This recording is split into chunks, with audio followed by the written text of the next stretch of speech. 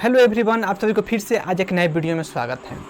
आज हम लोग समझेंगे कि हमारा जो इसरो के वैज्ञानिक हैं उनका क्या क्या योगदान रहा है अब तक हमारे अंतरिक्ष सेक्टर में, कहें या कोई ग्रह के बारे में अध्ययन वो किस तरह से किए हैं या किसी उपग्रह के बारे में वो लोग क्या क्या रिसर्च किए हैं, वो सभी चीज़ को आज के इस वीडियो में हम लोग समझने का प्रयास करेंगे। हालांकि यह एक बहुत बड़ी हम कहें कि सिलेबस है। इसको पढ़ने के लिए लगभग हम कहें कि काफ़ी लंबे समय होना चाहिए, परंतु हम लोग काफ़ी लंबा समय नहीं दे के छोटे छोटे एपिसोड के बारे में प्रत्येक चीज़ को समझने का प्रयास करेंगे। उसी विषय में हम पहले कहें कि हमने पहले आपको चंद्रयान 1 या चंद्रयान 2 कहें या चंद्रयान 3 कहें, उस सभी के बारे में हमने वीडियो बना के अपने यूट्यूब पर अपलोड भी कर दिए हैं। अगर आप नहीं देखे हैं तो उसको सर्च कीजिएगा तो आप आसानी से उसको देख भी पाइएगा। उसके बाद में हम कहें आदित्य 11 की बात करें,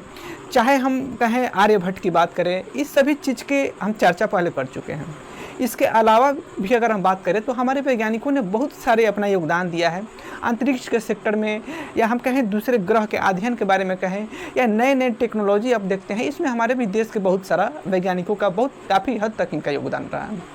उसी विषय में हम समझेंगे कि आज हमारे अंतरिक्ष के सेक्टर में क्या क्या हम लोग हासिल कर पाए हैं, हमारे वैज्ञानिक लोग क्या क्या रिसर्च कर पाए हैं। वहीं हम बात करें कि जो 1975 में जो हमारा पहला उपग्रह था, जो हम लोग किसी दूसरे देश के सपोर्ट से, यानी हम कहें रसिया के सहयोग से हम लोग प्रक्षेपित किए थे। उस समय एक बहुत बड़े लेवल पर एक फ़ोटो वायरल हुआ था, जो कि हम लोग उस समय जो भी हम लोग उपग्रह प्रक्षेपित करने वाले थे उसको हम लोग बैलगाड़ी या साइकिल पर उसकी जो भी वस्तुएं थी उसको हम लोग ढोने का काम किए थे। यानी साइकिल पर बैलगाड़ी पर हम लोग लेकर आए हुए थे कि उसको हम लोग छोड़ने के लिए, कि इसको हम लोग रसिया के सहयोग से इसको हम लोग अंतरिक्ष में प्रक्षेपित करेंगे। और हमारा भारत का पहला हम कहें कि यह हमारा उपग्रह था, जो कि यह वीडियो यह फोटो पूरे वर्ल्ड में काफ़ी तेज़ी से वायरल हुआ था कि पूरे वर्ल्ड में एक ऐसा भी देश है जो कि साइकिल और बैलगाड़ी के सहारे जो अपना उपग्रह को ले आता है और यह क्या करेगा तो अंतरिक्ष में छोड़ेगा, जिससे थोड़ा बहुत हमारे भारत का उस समय लोग ही दृष्टि से देखें कि एक भारत ऐसा है जो बैलगाड़ी और साइकिल पे जब इस चीज़ों को लाने का काम करते हैं तो इनका उपग्रह कितना सफल रहेगा। हालांकि उसमें हम लोग रसिया के सहयोग लिए थे, सपोर्ट लिए थे, और हमारा आर्यभट्ट जो पहला उपग्रह था वो सफल भी रहा। और पहला उपग्रह हम लोग नाम भी दिए थे वही वैज्ञानिक जो कि हम लोग गुप्त काल में आर्यभट्ट के नाम से हम लोग जानते थे। यह एक बहुत बड़े गणितज्ञ भी थे और खगोलविद भी थे, तो इन्हीं के समान में हम लोग पहला उपग्रह का नाम आर्यभट्ट दे दिए थे। और वहाँ से हमारा वैज्ञानिक जिस तरह से अपना योगदान और अपनी मेहनत को करना शुरू किए, और वहाँ से और आज तक की बात करें तो लगभग 1975 से लेके और 2025 या अभी हम कहें कि 26 चल रहा है, और 2017 में लगभग हम 104 उपग्रह को हमारा देश से प्रक्षेपित किया गया था, जिसमें हम कहें कि 4 ही हमारा देश का सैटेलाइट था, बाकी हम कहें कि 100 जो सैटेलाइट था वो किसी दूसरे देश का था। तो महज हम कहें कि जिस सैटेलाइट को हम लोग छोड़ने के लिए 1975 में किसी दूसरे देश का सपोर्ट लिए थे, उसमें साइकिल और बैलगाड़ी का हम लोग सहारा लिए हुए थे, वही आज देश हम कहें कि एक बार में 104 सैटेलाइट को प्रक्षेपित कर चुका है, जिसमें 100 से अधिक हम कहें उपग्रह किसी दूसरे देश का था, और खुद का हम अपना देश के कहें तो लगभग 4 उपग्रह या सैटेलाइट था। और इतना ही नहीं, पूरे वर्ल्ड की बात करें तो पूरे वर्ल्ड में अगर सबसे कम रुपया में, काफ़ी सस्ता में अगर कोई देश किसी भी उपग्रह को या सैटेलाइट को प्रक्षेपित करता है तो हमारा देश भारत ही है। तो इतना ही से समझ लीजिए कि हमारे वैज्ञानिकों का कितना बड़ा योगदान है कि जो 1975 तक हम किसी दूसरे देश की सहायता से हम किसी भी उपग्रह को प्रक्षेपित करते थे, आज वही देश जो कि 2017 में महज हम कहें कि 50 वर्ष भी नहीं पूरा हुआ था, उतना ही में हम कहें कि दूसरे देश का भी उपग्रह को प्रक्षेपित करना शुरू कर देता है, और काफ़ी कम बजट में। तो ये है हमारे भारत के वैज्ञानिकों का योगदान। उसके बाद हम समझेंगे कि अब हमारे भारत में वैज्ञानिकों लोगों ने अब तक क्या क्या रिसर्च कर पाया है लोग। तो आपने आर्यभट्ट से लेके हम लोग चंद्रयान 3 तक के हम लोग जो भी विषय था उस चीज़ को हम लोग समझ चुके थे। उसके बाद से हमारे वैज्ञानिकों लोग और भी बहुत सारी चीज़ों को रिसर्च किया लोग, उसी में यह लोग योजना भी बनाते रहे कि हम लोग गगनयान को भेजेंगे, या फिर उसके बाद में हम कहें एक्सपोसैट को भेजेंगे। तो इस सारे चीज़ों को हम लोग बेसिक अभी हम समझेंगे कि आखिर गगनयान क्या है, एक्सपोसैट क्या है, और जितना भी इसमें चीज़ है इसको आज बेसिक समझेंगे। इस सभी चीज़ों को एक एक वीडियो प्रत्येक टॉपिक पर हम बना के आपको बताने के भी प्रयास करेंगे। इसकी जो भी बेसिक जानकारी है या डिटेल्स जो है उसको प्रत्येक एक एक वीडियो के क्लिप के माध्यम से हम लोग देखेंगे। तो सबसे पहले हम कहें कि गगनयान जो हमारा मिशन है, या हम कहें भारत के यानी स्वदेशी तकनीक से विकसित किया गया यह टेक्नोलॉजी था, और इसमें हम कहें कि स्वदेशी तकनीक द्वारा विकसित किया गया था कि इसमें हम भारतीय को अंतरिक्ष में भेजेंगे और वापस हम उसको पृथ्वी पर ला पाएंगे। और इसको हम लोग गगनयान 1 को हम लोग 2023 में प्रक्षेपित कर दिए थे और भी गगनयान 2, 3 करके हम लोग आगे प्रक्षेपित करने वाले हैं। तो इसमें हम लोग पहले रोबोटिक महिला को भेजने का हम लोगों का प्रयास है, उसके बाद में ही हम लोग मानव को भेज पाएंगे। इस गगनयान मिशन में कहा जाता है कि 4 व्यक्ति को अब तक संभावित है, यानी सरकार द्वारा कुछ योजनाओं या हम कहें कुछ संभावित बातों को बताया भी गया है कि गगनयान जो मिशन है उसमें हम लोग 4 व्यक्ति को भेजेंगे, जो कि पहले हम लोग रोबोटिक महिला को भेजेंगे, उसको आसानी से जब वापस भेज के हम लोग वापस बुला पाएंगे उसके बाद ही हम लोग इंसान को भेजेंगे। तो ये है हमारा गगनयान। बाकी इसके बारे में भी बहुत सारा डिटेल है, उसको भी हम लोग समझने का प्रयास करेंगे। उसके बाद की हम बात करें तो एक्सपोसैट क्या है। यह हमारा अंतरिक्ष में एक वेधशाला तरह का है जिसमें क्या होगा कि नई नई टेक्नोलॉजी का अध्ययन किया जाएगा यहाँ से। तो यह हमारा एक्सपोसैट है, इसके बारे में भी हमारे वैज्ञानिक लोग काफ़ी बेहतर तरीक़े से अपना इसमें योगदान दे रहे हैं लोग। बाकी इसके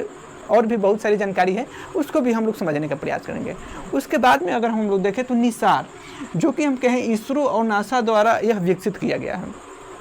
निसार जो कहें कि इसरो और नासा, यानी इसरो कहें कि हमारा भारत का स्पेस एजेंसी है और नासा कहें कि यह अमेरिका का स्पेस एजेंसी है। तो निसार जो कहें कि हमारा भारत और अमेरिका द्वारा इसको विकसित किया गया है और इससे क्या अध्ययन किया जाएगा कि जो भी पृथ्वी पर भूकंप या सुनामी जैसी स्थिति आता है या ज्वालामुखी जैसी स्थिति आता है उसके बारे में हम लोग काफ़ी बेहतर तरीके से अध्ययन कर पाए। तो यह हम 2 देश के स्पेस एजेंसी द्वारा इसको बारे में अध्ययन किया जाएगा, जिसमें हमारा भारत का स्पेस एजेंसी इसरो है, अमेरिका का स्पेस एजेंसी कहें कि नासा है। उसके बाद में अगर हम लोग देखें तो अंतरिक्ष स्टेशन, समझिए कि हम लोग 2035 तक अंतरिक्ष स्टेशन जैसी हम लोग अंतरिक्ष में स्थापित करने वाले हैं। जिस तरह आप सुनीता विलियम्स के बारे में सुने होइएगा कि वो अंतरिक्ष में गई थी कुछ दिनों के लिए, तो आखिर अंतरिक्ष में गई है तो वहाँ पे रहने के लिए भी कुछ होना चाहिए। तो उसके लिए हम लोग अंतरिक्ष स्टेशन को ऊपर स्थापित करने वाले हैं, जो कि धरती से लगभग कहें कि 400 किलोमीटर ऊपरी भाग में, जहाँ पे ग्रेविटेशन पृथ्वी का शून्य हो जाता है, वहाँ पे हम लोग अंतरिक्ष स्टेशन स्थापित करने वाले हैं। यह सरकार द्वारा संभावना बताया गया है कि 2035 तक यह कार्य भी सफल हो जाएगा। तो यह है अंतरिक्ष एजेंसी। उसके बाद में हम बात करें तो हम लोग नाविक एक एप्लीकेशन को हम लोग क्रिएट किए हैं, माने हमारे देश के जो वैज्ञानिक हैं उन्होंने नाविक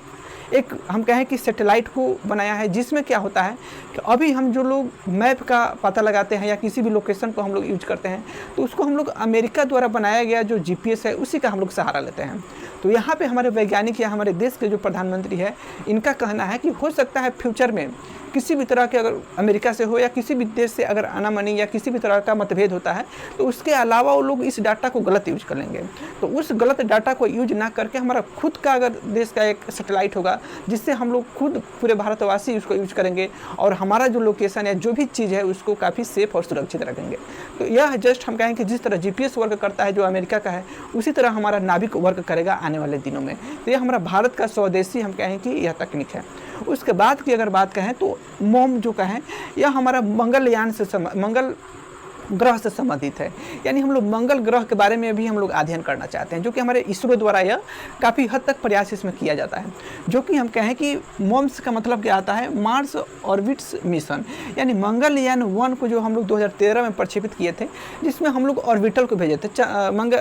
जो मंगल ग्रह है उसके कक्षा में ऑर्बिटल को भेजे थे और यह सफल भी रहा। और हम लोग जो ऑर्बिटल भेजे थे मंगल ग्रह पर जो भी जानकारी मिला काफ़ी सटीक मिला कि हम लोग मंगल ग्रह के वातावरण कैसे है, वहाँ पे कौन कौन से गैस है, वहाँ पे आने वाले सब दिनों में वहाँ पे जीव रह सकता है या नहीं रह सकता है। इसी चीज़ के अध्ययन के लिए हम लोग मंगलयान 1 को 2013 में हम लोग प्रक्षेपित किए हुए थे। उसके बाद हम लोगों को चर्चा चलता है कि मंगलयान 2 भी छोड़ने की संभावना बताया जाता है, जिसमें हमारे देश के वैज्ञानिकों का कहना है कि मंगलयान 2 में हम लोग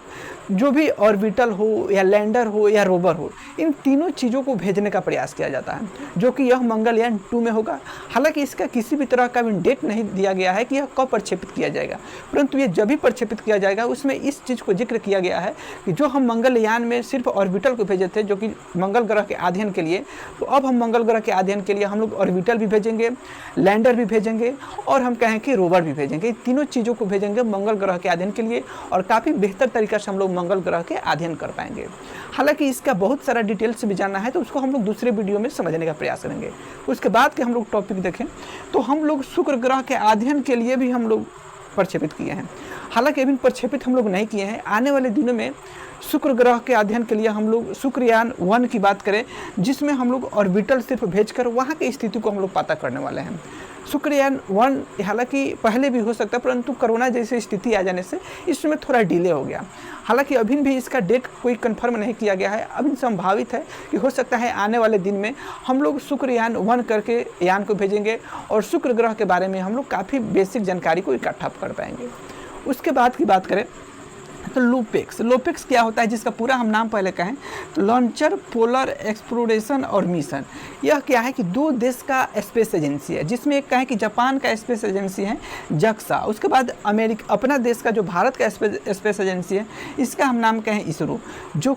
जो हम लोग चांद के दक्षिणी ध्रुव पर हम जो चंद्रयान 3 को प्रक्षेपित किए हुए थे, इसमें वही तकनीक इसमें भी प्रयोग करके जो कि जक्सा जो कि जापान के स्पेस एजेंसी और भारत के स्पेस एजेंसी द्वारा मिलकर फिर से चंद्रमा के दक्षिणी ध्रुव पर हम कहें कि रोवर भेजा जाएगा और यह काफ़ी पावरफुल होगा और काफ़ी बेहतर तरीके से वहाँ पे वर्क करेगा और यह हम कहें कि 2 देशों के सहयोग से भेजा जाएगा। तो ये भी अभी संभावित है कि आगे इसको भेजा जाएगा। अभी किसी भी तरह का डेट नहीं दिया गया है। तो ये है कि जो हमारे भारत के जो इसरो द्वारा जो योगदान दिया गया है उसके बारे में ये सभी चीज़ है। इसके अलावा और भी बहुत सारे चीज़ है जो कि हम लोग स्पेस एजेंसी जो कि हमारा इसरो उस चीज़ की हम कहें कि प्रक्षेपण करती है, जो कि उपग्रह हो या और भी बहुत सारे चीज़ है, उसको भी हम लोग किसी दूसरे वीडियो में देखने और समझने का प्रयास करेंगे। हालांकि इस वीडियो में आप कितना समझ पाएँ और क्या क्या इस वीडियो से आप सीखें, आप अपना भी इसमें फीडबैक देना मत भूलिएगा। बाकी हम फिर मिलते हैं नेक्स्ट वीडियो में। अभी के लिए जय हिंद, जय भारत।